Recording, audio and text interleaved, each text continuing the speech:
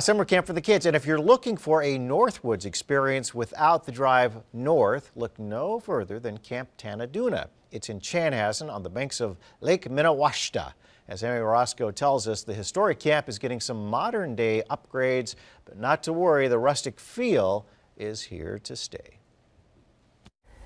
Some things never change. When you go to camp, you love to roast marshmallows. It's always been the case, as we can see there.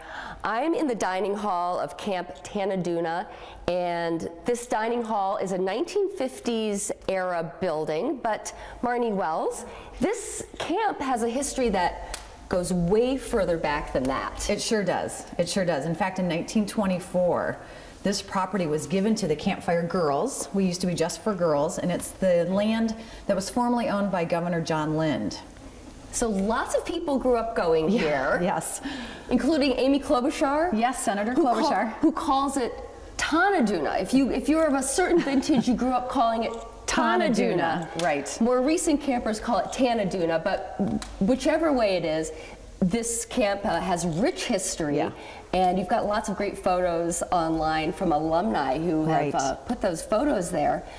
While honoring your history, you still want to make some improvements and stay current. So that's why you have a capital campaign going on right now. How much do you want to raise, and what do you want to do with the money?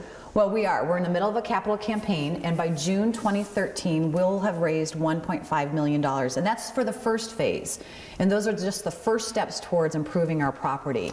And doing things like making a tree house. Right, right. We've got the tree house, and in fact, our campers specifically said they wanted a tree house. And this is just one building of 5 that we're adding, and it's we're calling them outdoor living classrooms. Very flexible. One week they may be used for environmental education. The next week they may be used for arts and crafts.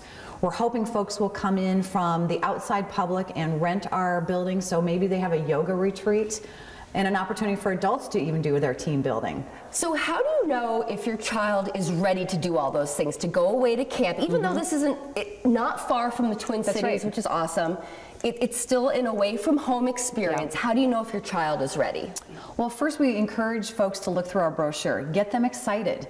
And we have day camp, so as young as 5-year-olds come out here every day. And the nice thing is, because we are so conveniently located in the metropolitan area, the child gets dropped off in the morning, and then he or she gets to go home at night, which is a nice progression for the little kids. And then they can work up to longer stays away from home. That's right. You don't ship them off for a month, their first, a 5-year-old typically. No. Good thinking, good idea. Okay, thanks, Marnie. When we come back, more tips for getting your kid ready and for picking the right camp for your child, so stick around.